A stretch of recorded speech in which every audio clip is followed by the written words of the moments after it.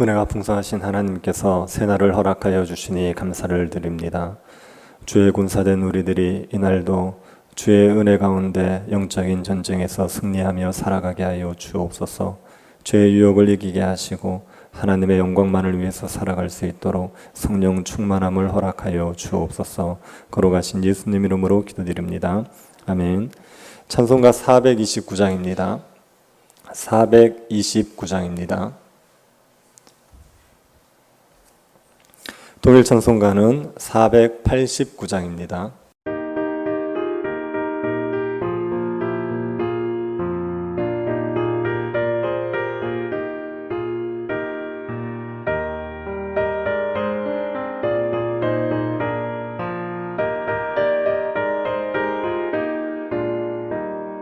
세상 모든 풍파 너를 흔들어 약한 마음 낙심하게 될 때에 내려주신 주의 복을 세어라. 주의 크신 복을 내가 알리라. 받은 속을 세어보아라. 그 주신 복을 내가 알리라.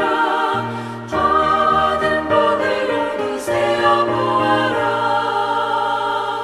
주의 크신 복을 내가 알리라. 세상 근심 걱정 너를 누르고 십자가를 등에 지고 나갈 때 주가 내게 주신 복을 세어라. 두려움 없이 항상 찬송하리라. 받은 속을 세어보아라. 그 주신 복을 내가 알리라. 받은 복을 모두 세어보아라. 주의 크신 복을 내가 알리라.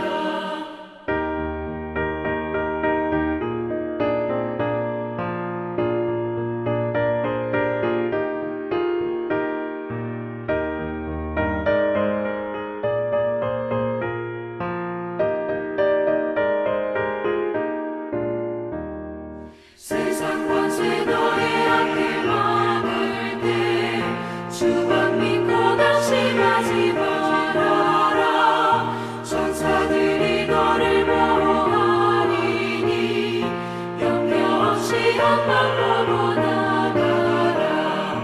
받은 속을 세어보아라. 그 주신 복을 내가 알리라. 받은 복을 모두 세어보아라. 주의 크신 복을 내가 알리라.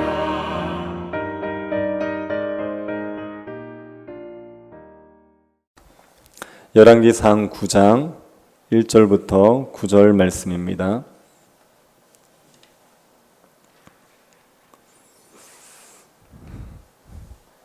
(9장 1절부터 9절) 말씀 찾으셨으면 교도하도록 하겠습니다. 솔로몬이 여호와의 성전과 왕궁 건축하기를 마치며 자기가 이루기를 원하던 모든 것을 마친 때에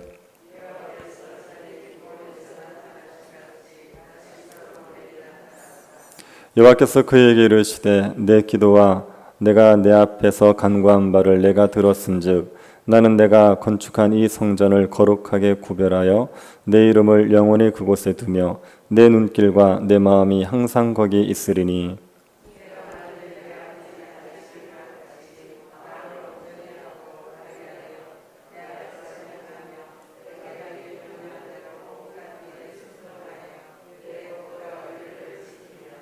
내가 내 아버지 다윗에게 말하기를 이스라엘의 왕위에 오를 사람이 내게서 끊어지지 아니하리라 한대로 내 이스라엘의 왕위를 영원히 경고하게 하려니와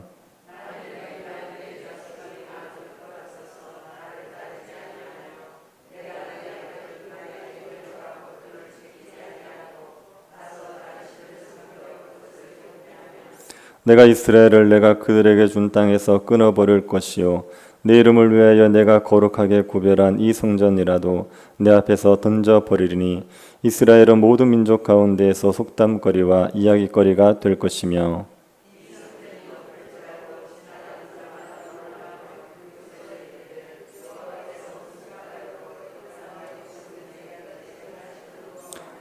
대답하기를 같이 보겠습니다. 대답하기를 그들이 그들의 조상들을 애굽 땅에서 인도하여 내신 그들의 하나님 여호와를 버리고 다른 신을 따라서 가서 그를 경배하여 섬김으로 여호와께서 이 모든 재앙을 그들에게 내리심이라 하리라 하셨더라. 아멘.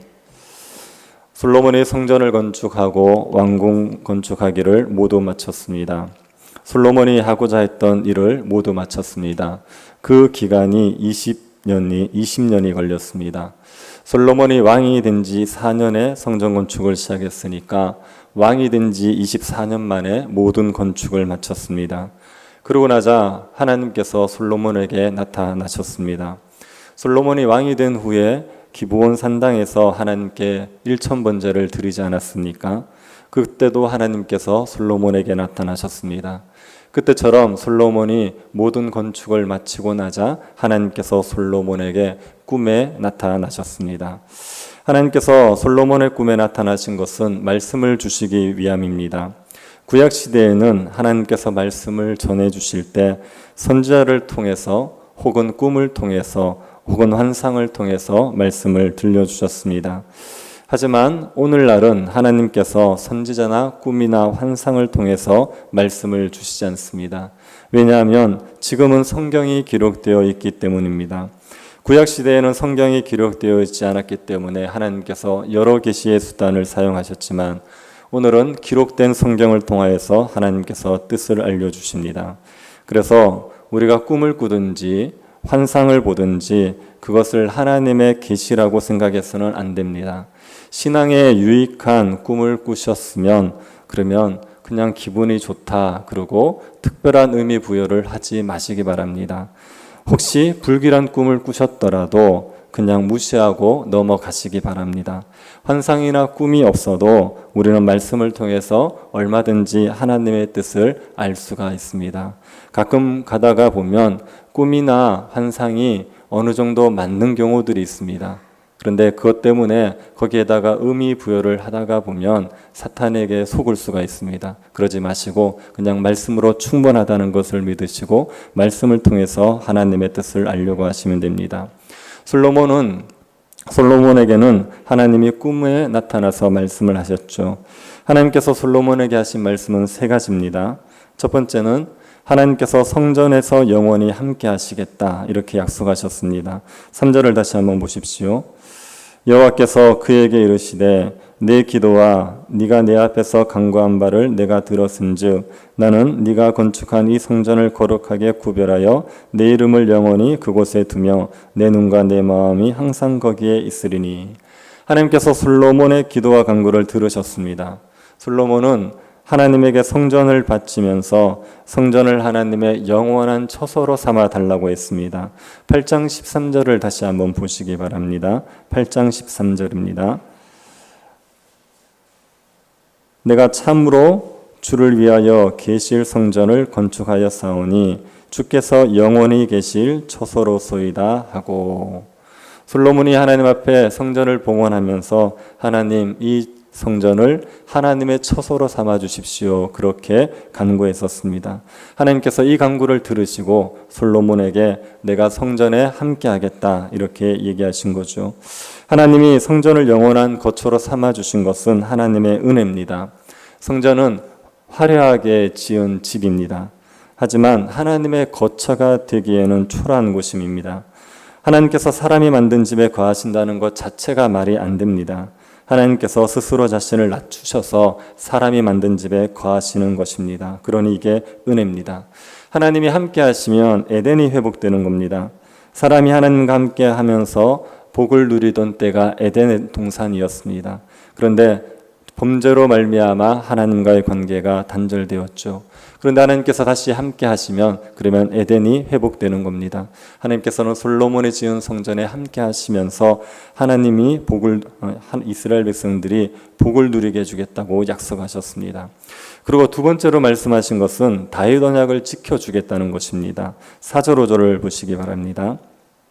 네가 만일 내 아버지 다윗이 행한 같이 마음을 온전히 하고 바르게 하여 내 앞에서 행하며 내가 네게 명령한 대로 온갖 일에 순종하여 내 법도와 율례를 지키면 내가 네 아버지 다윗에게 말하기를 이스라엘의 왕위에 오를 사람이 네게서 끊어지지 아니하리라 한 대로 내 이스라엘의 왕위를 영원히 경고하게 하려니와.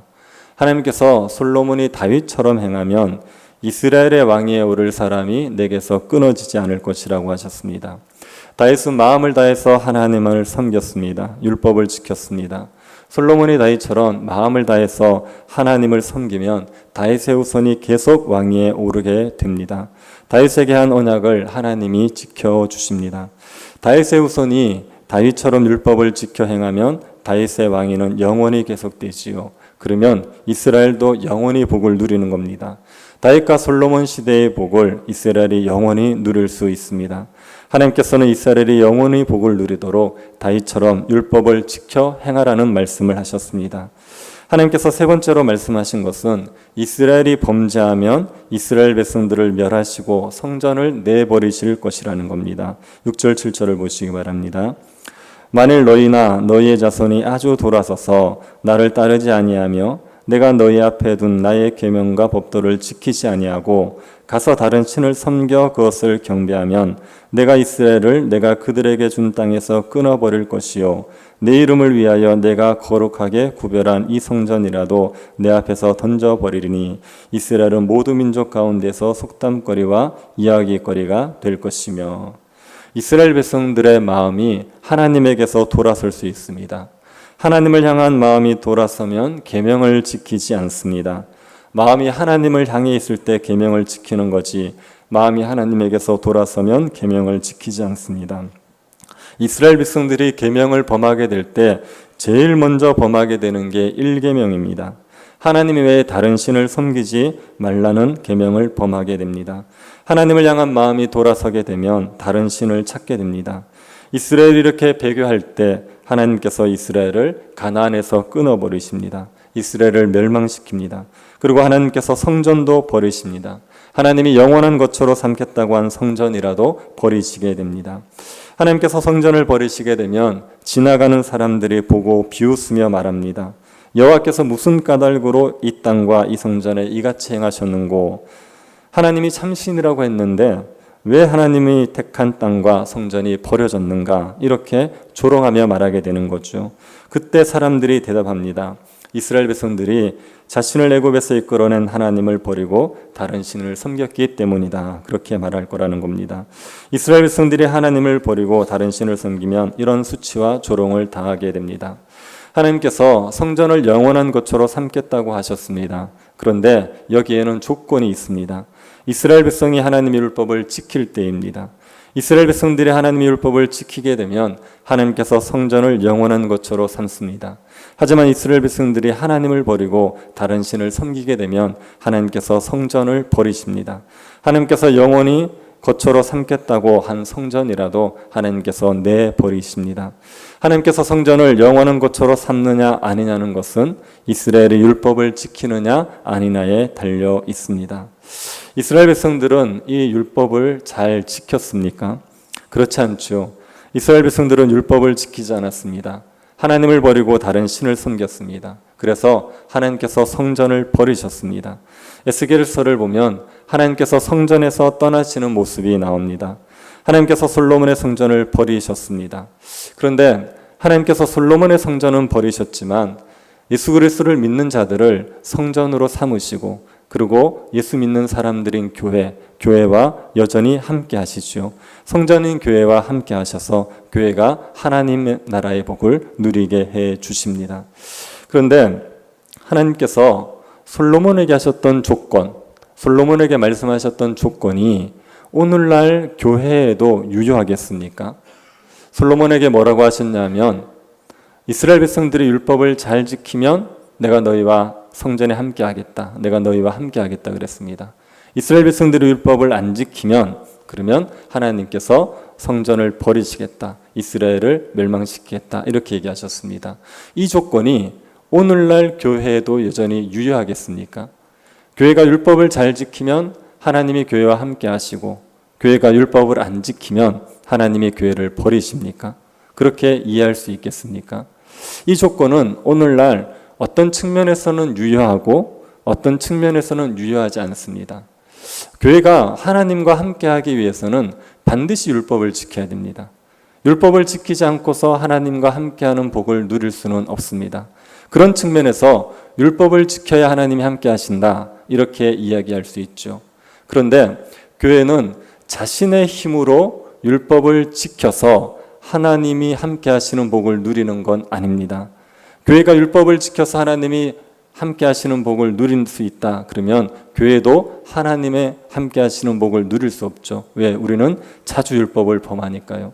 그래서 교회가 자기의 힘으로 율법을 지켜서 하나님이 함께하는 복을 누리는 게 아니라 교회는 율법을 다 지키신 예수 그리스도를 믿음으로 하나님과 함께하는 복을 누리게 되는 겁니다.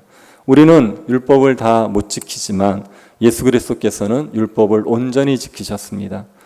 율법을 온전히 지키신 예수 그리스도가 교회의 머리가 되시죠. 그래서 우리는 그 예수 그리스도를 믿음으로 붙들면서 그 예수 그리스도 때문에 하나님과 함께하는 복을 누리게 되는 겁니다. 그런 측면에서는 교회가 율법을 지켜야 하나님이 함께 하신다고 말할 수가 없습니다. 율법을 지켜야지 하나님께서 우리와 함께 하시는 건 맞지만 그러나 우리가 우리의 행위로 율법을 지켜서 하나님과 함께하는 복을 누리는 것이 아니라 율법을 다 지키신 예수 그리스도를 믿음으로 하나님과 함께하는 복을 누리는 겁니다. 우리가 예수 그리스도를 믿는 믿음에 굳게 서 있으면 하나님이 우리와 함께 하십니다. 율법을 다 지키지 못해도 예수 그리스도께서 나를 위해서 화목제물 되셨다는 것을 믿으면 하나님이 우리와 함께 하셔서 하나님 나라의 복을 모두 누리게 하십니다.